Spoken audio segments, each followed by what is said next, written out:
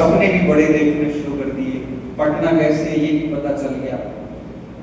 कल ही मैं रघुनाथ से बात कर रहा था, मैंने कहा एक बात बता कि मैं अभी 14 अप्रैल को जोधपुर गया था।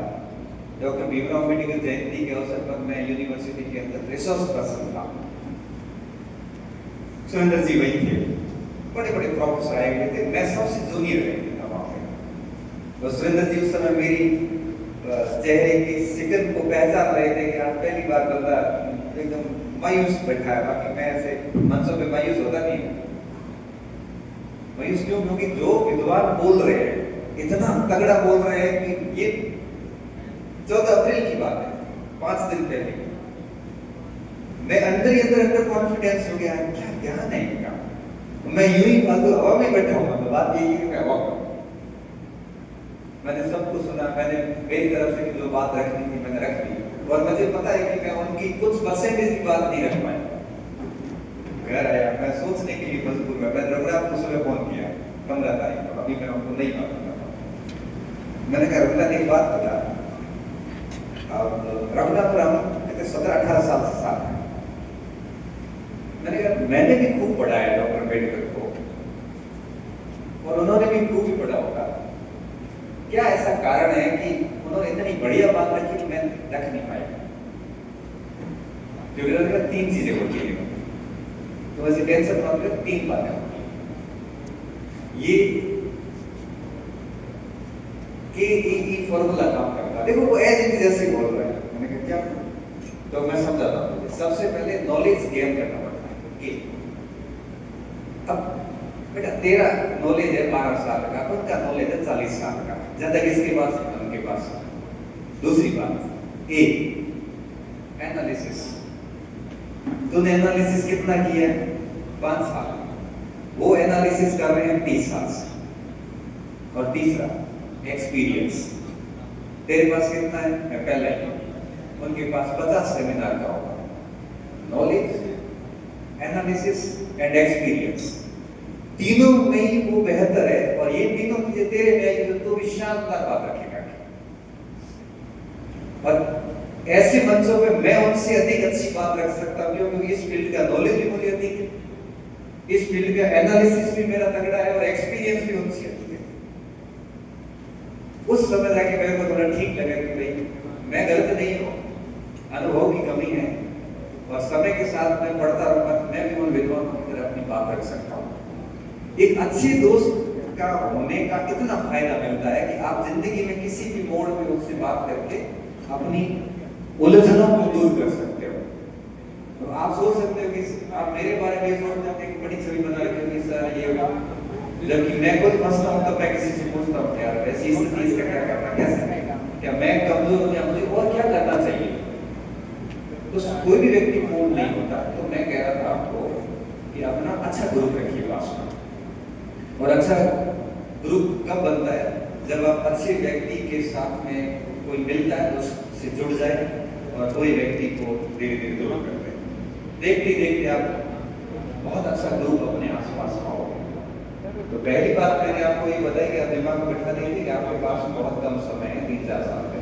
और दूसरी बात, अपने आसपास कौन सा घेरा है आज ही इसके मंथन करना शुरू कर देना। कोई जितना अच्छा दोस्त है लेकिन नेगेटिव टाइप का है, आपको वो उठा नहीं सकता, तो दूरी बनाना ही फायदेमंद है। क्योंकि एक समय बाद वो आपको नुकसान ही करेगा, फायदा तो नहीं पहुंचाएगा।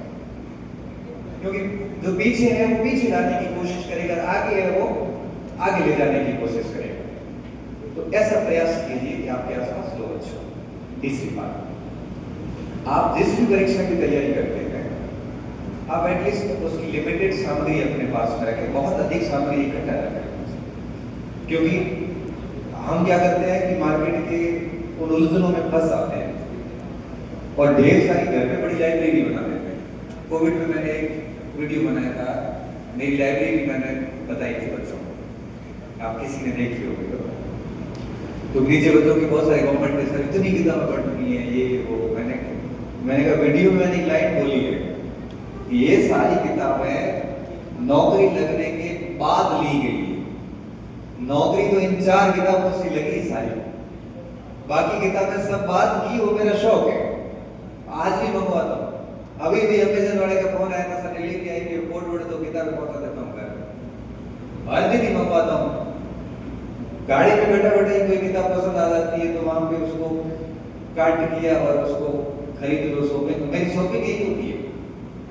और 4-5 किताबें करके, पैसे की तो भगवान की मेहरबानी, कोई दिक्कत है नहीं। सरकार हर महीने अकाउंट में भेज देती है, मैसेज आ जाता है कि अकाउंट हैज बीन क्रेडिटेड इतने and your available balance is बस।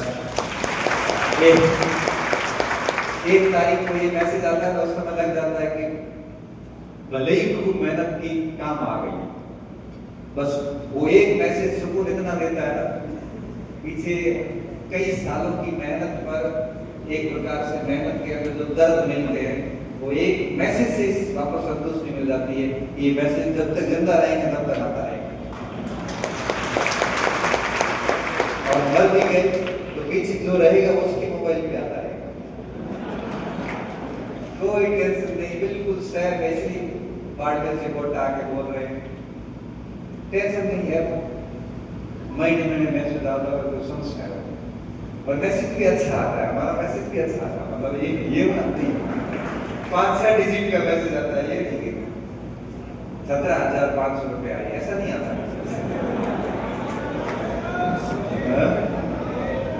नहीं, वो हम नहीं बताएंगे, वो आपका आएगा। वो मैसेज हम नहीं बताएंगे, क्योंकि आपको तो ठीक नहीं लगेगा कि यार देखो हम लोग क्या कर रहे हैं, आप थोड़ा ये नहीं बताओ हमें। तो मेरा कहने का मतलब ये है कि अगर आप भी चाहते हैं कि ऐसा एक मैसेज आपके भी हर महीने 1 तारीख को, हम चारों के आता है मैसेज, चारों के मैसेज आता है, सुरेंद्र जी के भी आता है, अब तो ओम जी के भी आने लग गया, गोविंद के भी आने लग गया। आज तो कई साल हमारे 2009-10 मैसेज आ रहे हैं, अभी तक 16-17 साल हो गया, मैसेज रुकी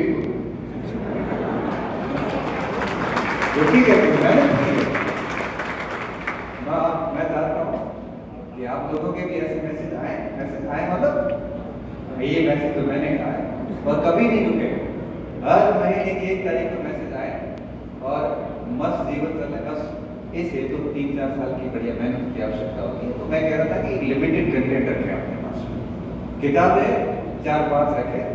एक बात ये किताब, क्योंकि मैं आपको बताऊं, सिलेक्शन सामग्री से नहीं होता है, सिलेक्शन होता है पढ़ने वाले पर डिपेंड करता है। जैसे मैं उदाहरण दूं, एक किताब में आपको दूं कि वही किताब में दोनों ऐसी किताब तो हम दोनों ने नहीं पढ़ी।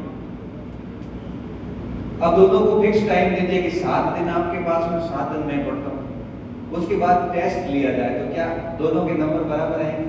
नहीं आएंगे। क्यों नहीं आएंगे? क्योंकि आपने अलग तरीके से पढ़ी, मैंने अलग तरीके से पढ़ी। इसलिए सिलेक्शन में सामग्री महत्वपूर्ण नहीं है, बल्कि सिलेक्शन में ये महत्वपूर्ण है कि आप कंटेंट कैसे पढ़ते हैं, लिमिटेड सामग्री रखें। इसके साथ साथ में एक महत्वपूर्ण बात जो विद्यार्थी अक्सर गलती करते हैं,